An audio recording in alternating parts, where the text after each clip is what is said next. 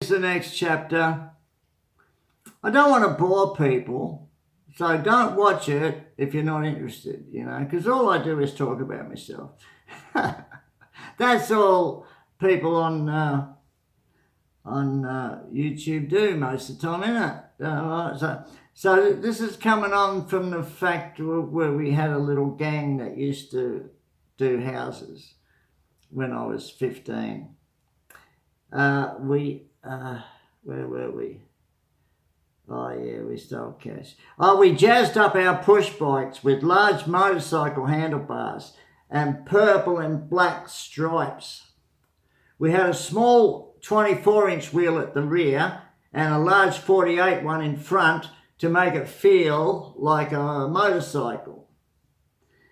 The traffic hazard handlebars were 3 feet wide, but we didn't have road safety in 1957 or whatever it was. We'd select a house at random, leave our bikes at the front fence, and knock on the door, and if somebody answered, we'd say, "Does Mrs. Mackenzie live here?" Like angelic kids who got lost. But if no one was home, we'd sneak in the back window.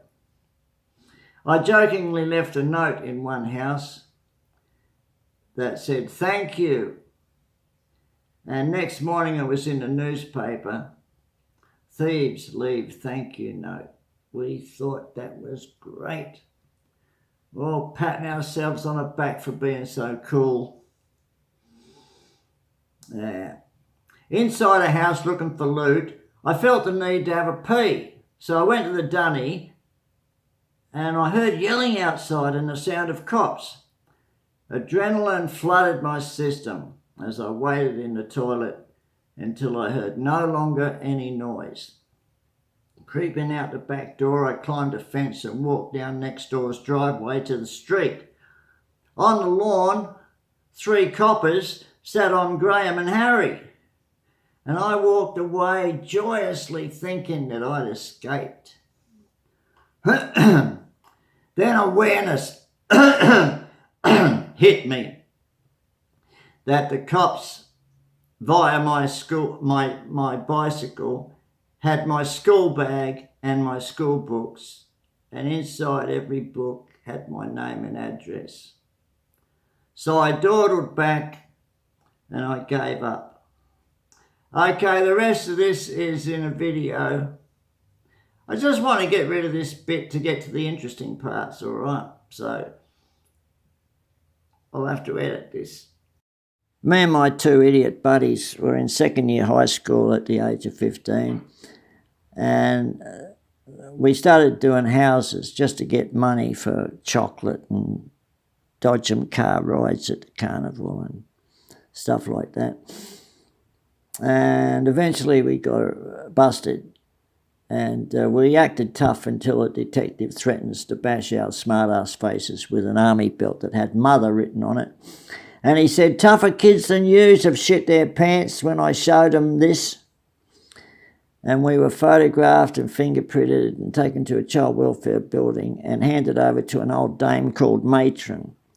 I was locked in a cell with a rubber mattress, a rubber toilet bucket, and a light bulb controlled from outside. A wire grill protected the globe. I wrapped myself in a blanket and lay feeling sorry that my grandmother would be told and she'd feel sad. Being locked up wasn't a big deal. I'd seen Hollywood movies of the 50s that taught me everything about jail. Mumbling out the side of my mouth and talking like a tough guy was something I'd be good at. Graffiti on the cell wall showed names of previous tenants, sad attempts to be remembered. Back in 59, cops, teachers, parents, neighbours could slap you for breaking rules. Every morning at 8, adults and juveniles arrested the previous day were lined up and inspected. A luckless crim arrested for drunk could be identified for a past job, and a floodlight was aimed at us and names and charges were read out. And a cop watched each guy so he'd try and remember him in case he saw him in the future. But I was escorted to juvenile court and sat waiting for Mr. Scales, the magistrate. And a kid next to me muttered, "Dandruff Scales." And I heard later my pals must have had lawyers, because one of them was remanded on bail and sent home until they got a report on his home life. And my other mate smirked as he left to show he didn't care. And I went into court last. My grandparents had come by bus to explain how bad company had led me astray, and they lied about how good I was doing at school and told about my mother dying and dad living elsewhere. And the judge lectured me. He said, "The child welfare will investigate your environment and bring me a written report in 21 days. And I smiled inwardly and I thought, I'm going to get a good behaviour bond, nothing else. As soon as I get home, I'll go where I've hid me loot, buy a lovely lime milkshake and a block of chocolate, and go to Glenelg Carnival and ride the Dodgem cars." But then he said, "While I await that information, this being your first offence, you'll be remanded in custody to McGill Boys Training School for 21 days. If I had a mind, it would have screamed, but I never got one until 1967. I tried to send my grandparents a look that said, "Cheer up, I'm not the weakling you think I am. I'll be okay." But I don't think they got the message. Cops drove me to McGill in a cop car, and I felt proud when the car stopped at traffic lights and people saw me in a cop car. They might think me a dashing professional criminal. And I thought of jumping out and running, but cops had guns.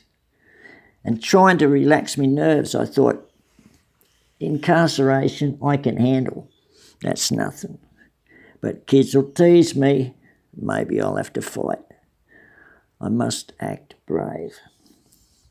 Far too quickly the ride ended outside a large gloomy old Victorian-era stone building where I was marched to the superintendent's office. The craggy-faced old guy looked like Victor McLachlan in the Quiet Man movie. He had a fight with John Wayne in that movie, if you look it up.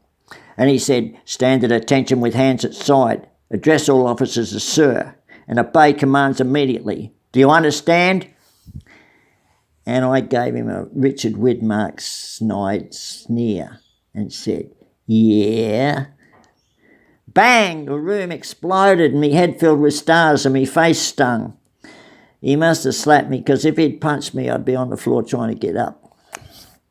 And he said, "I told you address officers as sir. If you think this is a place to act like the hooligan you seem to be, you'll find your stay very unpleasant. Understand?" "Yes, sir," I snapped. Dismissed. A screw marched me to a storeroom where I was issued brown, itchy woolens trousers, an itchy short-sleeved shirt, heavy leather boots, and no socks.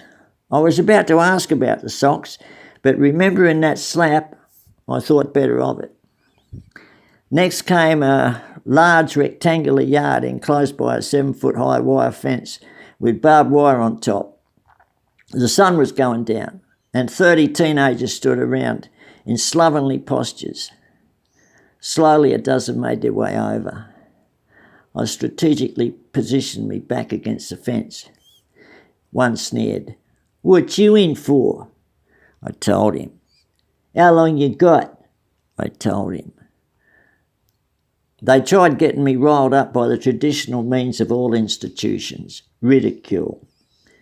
They said, "Let's see your muscles. What are you looking at, you piss-weak shit-ass? Geez, you're a weak bastard, I could beat you. Hey, you're going to give me your sweets at tea time, aren't you? You better, or I'll knock your block off." And I wish one of those nice guards had come by. None did, so I was resigned to getting bashed to death, and then a bell rang and the crowd lined up outside a door.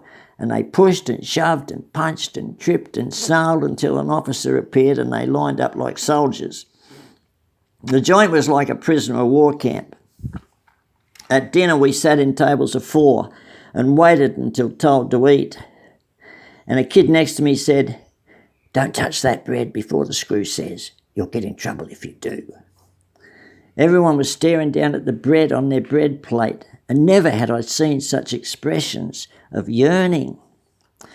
We sat for 5 minutes, then trustees gave out plates of the smallest hot meal, less than you'd get at the worst soup kitchen. Everyone guarded their plate like it was gold. Big kids stole bits from little kids, and middle-sized kids stole from other kids. And the bloke who said he'd take my sweets was sitting opposite me. We eyed each other, but I lowered my gaze, and I was trying to blend in and become anonymous. So I ate with gusto, thinking it'd make me look less of a wimp. And the tough kid snuck into the chair next to me and said, "That's mine, remember?" And he reached out to take my sweets. So I stabbed my fork down hard on his arm, and he jerked it away, saying, "Fucking hell." So I grabbed my sweet plate and scurried to another table and eaten the cake that I didn't even like. I thought, oh, fuck, he'll kill me if he gets me in a fair fight. But I'd rather get a beating than be thought weak. I understood the image you give on the first day can stick. And lucky for me, though I kept worrying about his revenge, he never talked to me again. Part 2, McGill Reformatory, 1959. We got woken up each morning at 6 by a guard yelling, "Wakey, wakey, hands off Snakey." It was still dark outside. We weren't allowed to put boots on, no matter how cold the floor. Farm work for sentenced kids began at 7, and the rest of us guys on remand hung around till the lousy 7:15 breakfast. And those of us on remand were not given a job. We had to be fed and finished in 10 minutes, so it was necessary to bolt the food. At 7:30, a screw yelled out, "Get your boots on!" And we got our boots on. And we stayed inside until 9 a.m, then lined up in the yard, where speakers on the wall somewhere blared out the theme from Bridge on the River Kwai. It was a movie, look it up. We lined up in 4 rows and marched up and back for 2 hours. I made sure I kept in step. We called the drill officer Colonel Bogey. He was feared and hated. I managed well because we used to march every Friday in primary school, and I used to pretend I was a brave soldier on my way to fight the Germans. So when I marched in McGill, my mind was miles away. But after an hour, some got tired and made mistakes. Then frog hopping began. If you make a mistake, you squat on your heels with knees spread out, with hands on hips, and hop like a frog without losing balance. That was the punishment if you didn't march good. But I managed okay. At 10 a.m, we had a treasured 15-minute break in which to lay about smoking and wishing time would stand still so we'd not have to resume the bloody frog hop. We got 1 ounce of tobacco every week. Kids 14 and 15 and 16 and 17 were given tobacco back then, and 2 packets of papers. And after a miserable lunch came the hard stuff. From 1 o'clock until 4, we ran laps around a large recreation room. Kids who got exhausted were caned on the legs. Good runners like me just made it. Every 30 minutes we had to stop and do 10 minutes of press-ups. Nobody croaked while I was there, but I heard a fat kid died once. And visits were allowed at 3 o'clock, but only from relatives, never from friends. I prayed to God for one just to get out of the PT torture for an hour. My dad came once but looked embarrassed, and we had little to say. And every Thursday was payday. Kids over 14 got to choose between an ounce of tobacco or 2 blocks of chocolate. Under 14s got chocolate, but they must have been in another section because I never saw any under 14s. We loved smoko. It was the only time we could relax.